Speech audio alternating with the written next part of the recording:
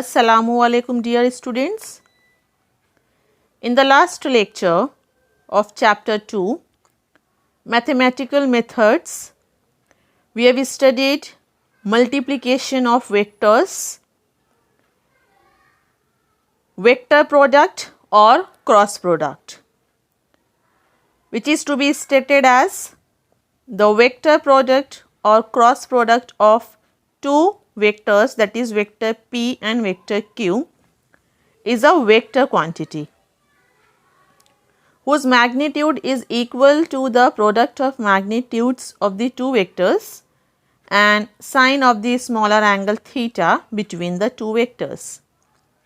And the direction of the product vector is given as UR cap, which is a unit vector perpendicular to the plane containing the two vectors and is given by the right hand screw rule.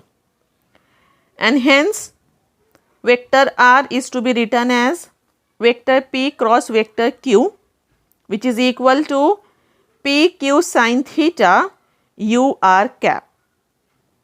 But when we are changing the order of multiplication, the resultant we are getting as vector S, which is equal to Q vector cross vector P is equal to PQ sin theta US cap, where US cap is the unit vector perpendicular to the plane containing two vectors, vector Q and vector P. After that, over here, as we had seen two equations, when vector P is to be rotated to the vector Q in anti-clockwise direction, then the resultant is to be given as vector R, which is equal to vector P cross vector Q, and hence it is PQ sin theta UR cap, where UR cap is the unit vector of the resultant vector R there. The vector R is to be perpendicular to the plane containing vector P and vector Q. But when we are changing the order of multiplication, as vector Q is to be rotated towards the vector P in clockwise direction by an angle theta, then the resultant is to be obtained as vector S, which is equal to vector Q cross vector P, which is equal to PQ sin theta US cap, where US cap is the unit vector of the vector S. So, vector S is perpendicular to the plane containing vector Q and vector P. After that, we had seen some of the characteristics of vector product. The first characteristic we had studied, the vector product does not obey commutative law of multiplication. That means when we are changing the order of multiplication, result will not be same. Vector P cross vector Q is not is equal to vector Q cross vector P. However, their magnitudes are equal, but the directions are opposite to each other. Then the second characteristic is the vector product obeys the distributive law of multiplication. That is, vector A cross in bracket vector B plus vector C is equal to vector A cross vector B plus vector A cross vector C. Then the next characteristic we had studied as a special cases of a cross product by taking different values of angle theta. The magnitude of the vector P cross vector Q is equal to PQ sin theta, and if value of the theta is 0, that means the two non-zero vectors are parallel to each other, then their vector product is 0 there. Then second, if value of theta is 180 degree, that means the two non-zero vectors are anti-parallel to each other, then their vector product is 0. The vector product we are getting as a 0 vector when theta is 0 degree or theta is 180 degree, because the value of sine 0 degree and value of sine 180 degree is 0 there. Then if the value of theta is 90 degree, that means when the two non-zero vectors are perpendicular to each other, then the magnitude of their vector product is equal to the product of magnitudes of the two vectors, and hence we can write magnitude of vector p cross vector q as p into q. And similarly, by using this we can give the values of the vector product of the unit vectors, and hence we come to know I cap cross j cap is equal to k cap, j cap cross k cap is equal to I cap, and k cap cross I cap is equal to j cap. But when we are changing the order of multiplication like j cap cross I cap, then the result will be minus k cap, k cap cross j cap is equal to minus I cap, and I cap cross k cap is equal to minus j cap. Then the next characteristic we had studied, if vector p is equal to vector q, that means when vector p and vector q having the same magnitude and direction, then the result will be 0. That means the magnitude of the vector product of two vectors is equal to 0, and we can write magnitude of vector product of vector p cross vector q as magnitude of vector p cross vector p, and it is to be also written as magnitude of vector q cross vector q, which is equal to 0 there. And also the values of the vector product of the unit vectors is to be written when the unit vectors is multiplied with itself, like I cap cross I cap is equal to 0, j cap cross j cap is equal to 0, k cap cross k cap is equal to 0. So these much characteristics of the vector product we had studied. Now let's continue the topic. The next characteristic of vector product is, here we are going to write the two given non-zero vectors into its components there. We are resolving the vectors there, vector p and vector q, and hence we are given the value of the vector product of these two vectors into its component form. So here we are going to consider that vector p is to be resolved as px I cap plus py j cap plus pz k cap, where px, py and pz are the magnitudes of the component of vector p along x, y and z axis, and q vector is to be written as qx I cap plus qy j cap plus qz k cap, where qx, qy and qz are the magnitudes of the components of vector q along x, y and z axis, and I cap, j cap, k cap are the unit vectors along x, y and z axis respectively. Now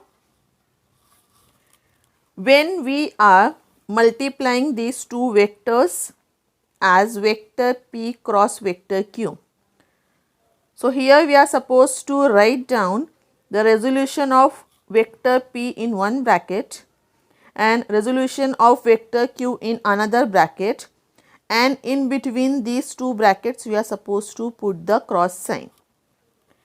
So one bracket is multiplied with another bracket, and vector p, which is to be resolved into its three component, as well as vector q is to be resolved into its three components.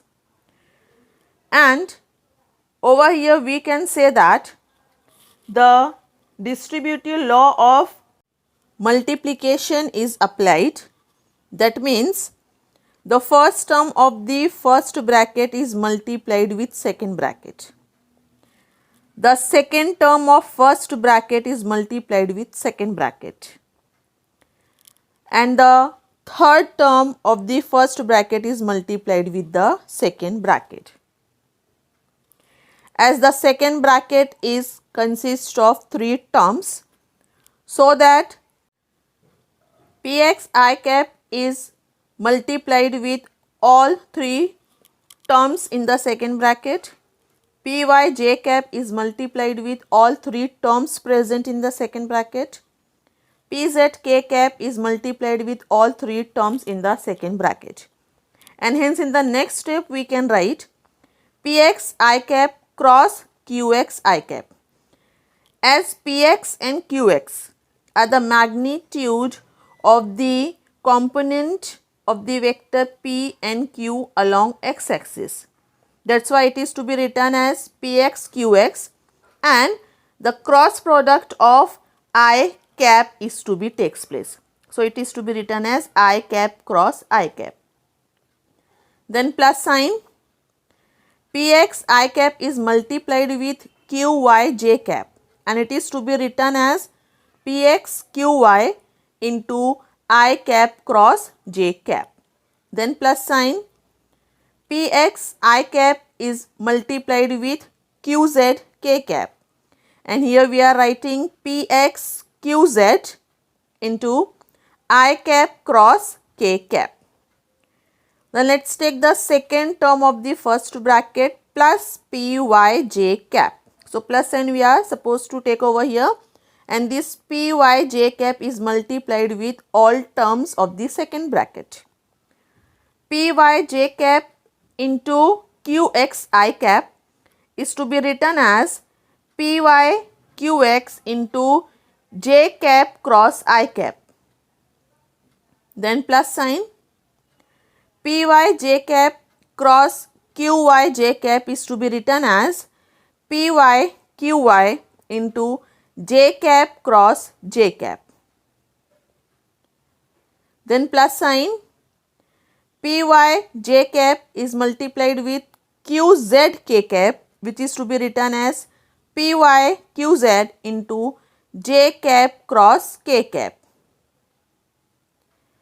Now let's take the third term of the first bracket, which is to be multiplied with all the terms in the second bracket. So plus sign we are supposed to place here. Pz k cap into Qx I cap, which we can write as Pz Qx into k cap cross I cap.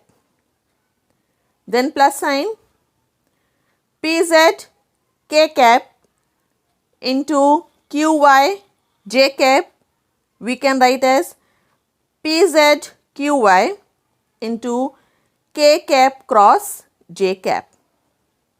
Then plus sign, Pz k cap cross Qz k cap is to be written as Pz Qz into k cap cross k cap. So here we had applied the distributive law of multiplication and written this step. Now in the next step we are supposed to substitute the values of vector product of the unit vectors. As we know that I cap cross I cap is 0, j cap cross j cap is 0, and k cap cross k cap is 0 there.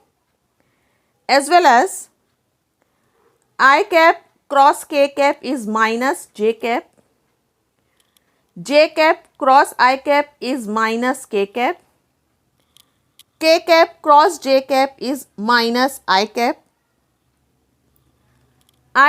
cross j cap is k cap, j cap cross k cap is I cap, k cap cross I cap is j cap.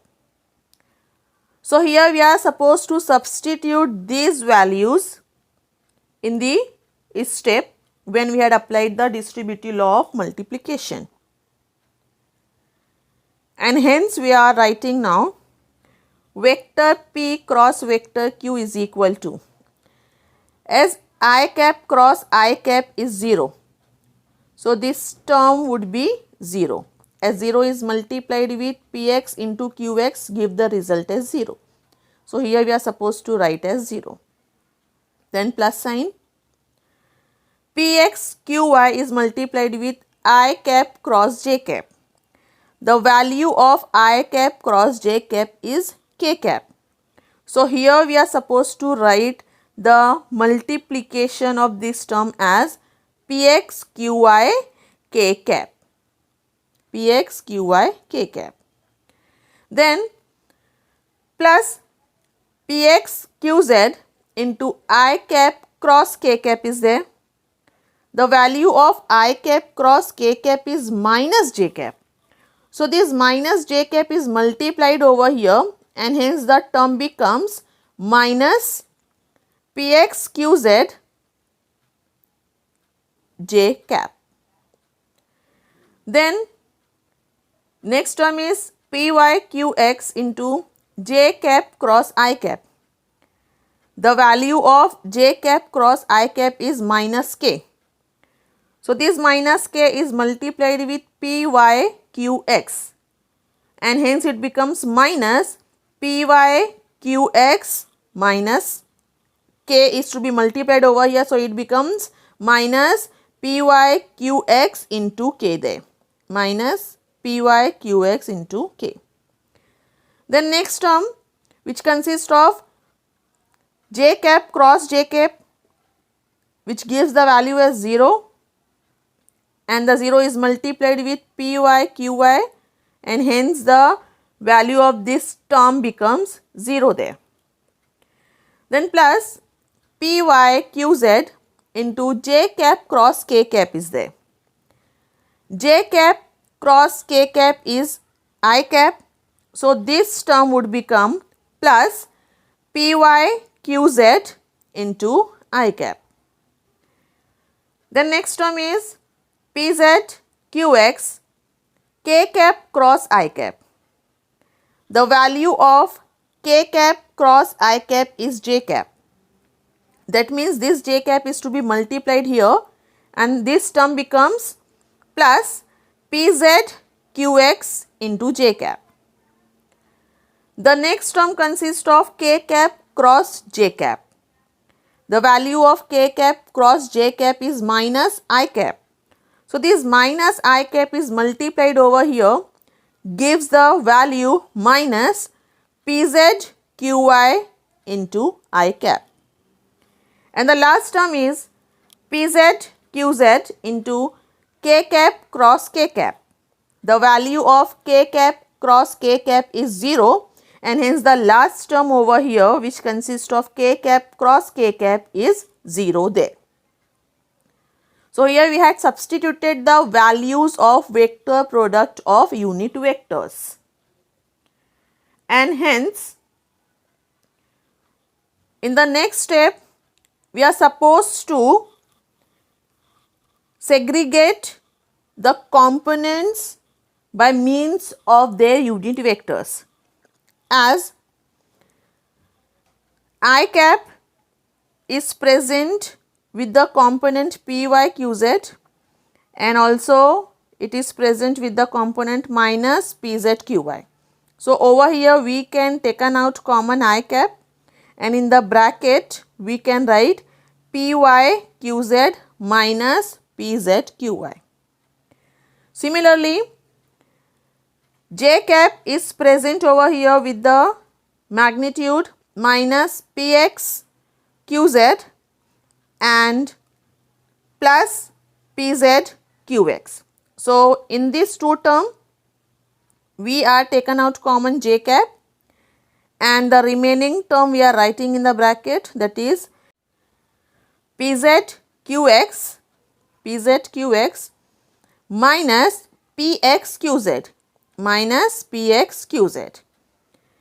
Now for the k cap, the magnitudes are there px qy and next is minus py qx. So in these two terms we can take out common k cap and hence in the bracket we can write px qy minus py qx. So here in the next step we can write vector p cross vector q is equal to in bracket py qz minus pz qy into I cap plus in bracket pz qx minus px qz into j cap plus px qy minus py qx into k cap.